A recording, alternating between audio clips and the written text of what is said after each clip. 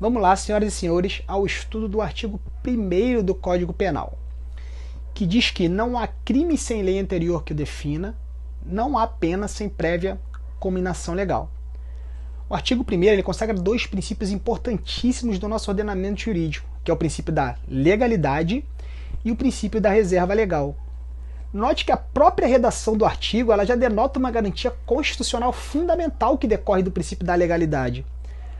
Tanto é que a própria Constituição Federal, lá no artigo 5º, inciso 39, ela determina que não há crime sem lei anterior que o defina, nem pena sem prévia cominação legal. É praticamente a mesma redação.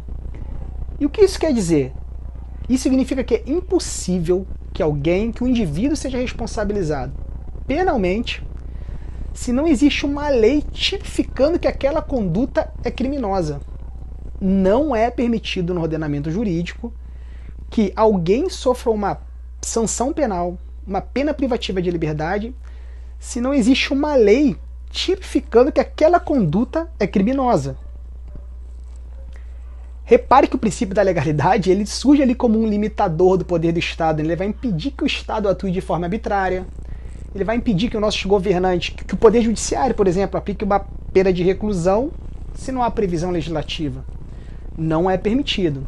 Por exemplo, artigo 121 do Código Penal, homicídio simples, matar alguém, pena de reclusão de 6 a 20 anos. Você pode matar alguém?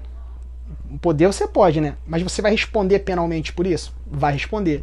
Nesse caso, o Poder Judiciário, um juiz, pode aplicar uma pena de reclusão de 10 anos?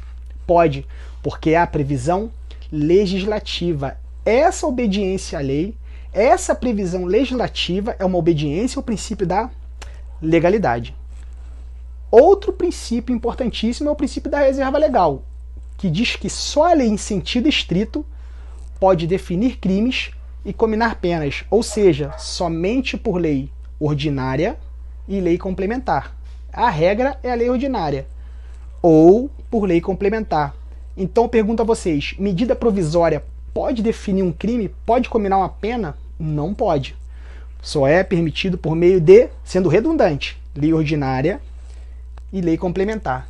Então, qual é a diferença do princípio da legalidade para o princípio da reserva legal? O princípio da legalidade, ele abrange qualquer um dos processos legislativos elencados lá no artigo 59 da Constituição Federal. Seja uma criação legislativa por emenda constitucional, lei complementar, uma lei ordinária, uma lei delegada, uma resolução, tanto faz. Já o princípio da reserva legal, ele limita a criação legislativa em matéria penal somente à lei ordinária e lei complementar.